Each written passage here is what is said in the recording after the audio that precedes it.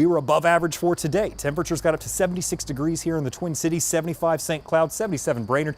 Same for Ortonville, Moorhead, Marshall, very popular number. And then looking at lower 70s for folks over into western Wisconsin. Now these temperatures, a good 7 degrees above average in terms of our high. Morning temperatures a good 5 degrees above average, and rainfall for the month still above average as well. In fact, almost exactly an inch. And we're going to continue to see our rainfall possibly go up as we get this next system on in here. Radar and satellite doesn't show anything right now. We like that. Give us a break from some of the rain we have, but it won't be too long-lived, unfortunately.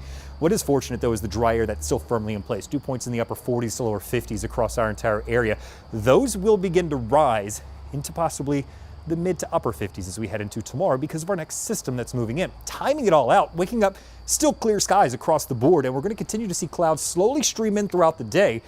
Staying dry, though, until the evening hours. And that's where we're going to start to see showers and thunderstorms mainly develop in southwestern Minnesota, as of right now looks just south of the metro area. As they develop and then push over into Wisconsin, they could see some very large hail out of this. So that's something we're going to have to keep an eye on because it is, well, severe hail. And you can see that with, once again, that slight risk of severe weather for central western Wisconsin and southeastern and south central Minnesota. So this is mainly going to be 8 p.m. and beyond as we head into the overnight hours, and it should be gone completely by the time we get into Wednesday morning. So for tonight, still looking good. Temperatures in the 50s across the state, 40s over into western Wisconsin. Clear skies are going to start us off for tomorrow, but then showers and storms rumble through by the time we get to the evening, pushing upwards, trying to hit that 80-degree mark before the rainfall rolls on in. A lot of folks south of the metro will see that 80-degree mark. Up to the north, though, clouds moving a little bit early, and we'll see those 60s and 70s for the high.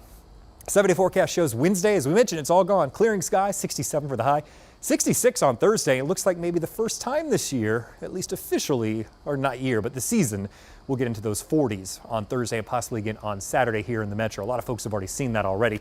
Meanwhile, our rain chances, well, they return on Friday. We'll get a break Saturday, and then more showers possible as we head into Sunday and Monday.